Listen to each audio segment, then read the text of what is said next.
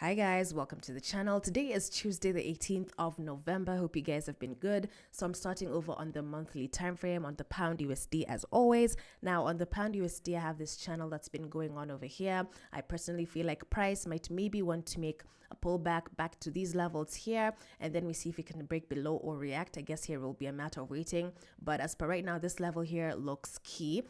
Also because when I take my fib and I drag it from the bottom to the top, we can see here that we have the 61.8, which is nice. We also have a 50%, which is quite nice for a pullback. So just waiting to see what will happen, if at all it can continue bullish or bearish towards these levels down here. Personally, I'm favoring long-term sells on the pound.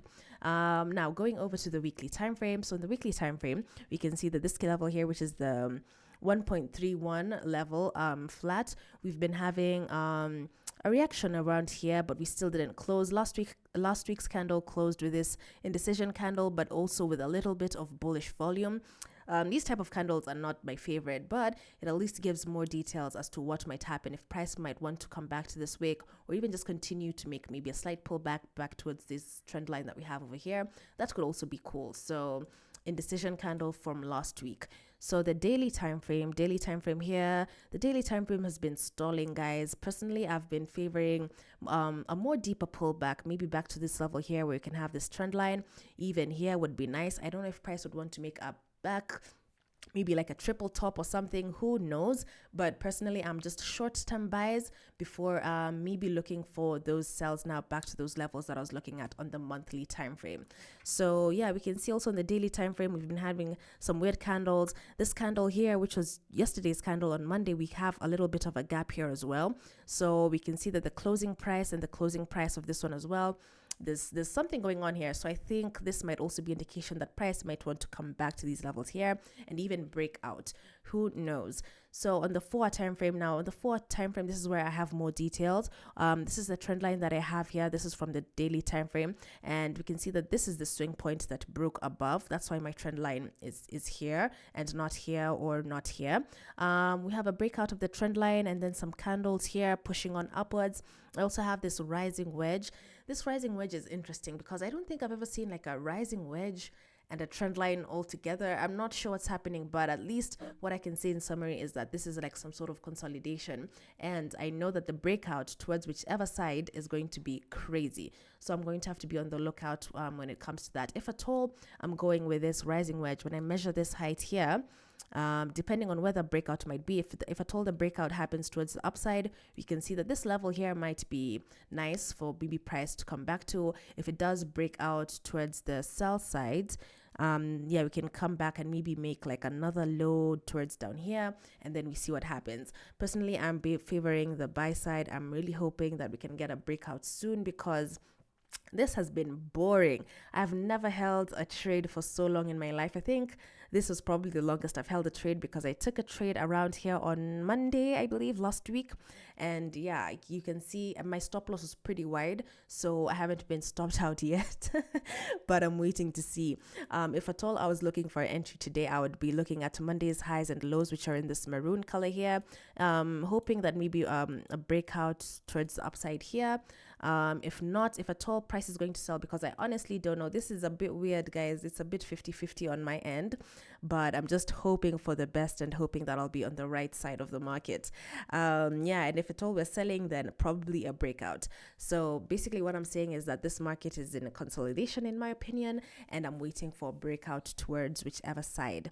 I'm favoring the bullish side as well. Maybe just to add something here, when I go to the dollar index, we can see that the dollar index, we've been having this channel over here. We had a breakout of this trend line here, and when I go to this 4 time frame, and you can see here that these are potential areas for maybe price to come back towards the 4 time frame. 4 time frame here, we can see, yeah, we're still around this level here, which is I'm hoping that we can start getting like proper bearish candles to confirm the movement that I'm looking at towards down here, because it's been tricky.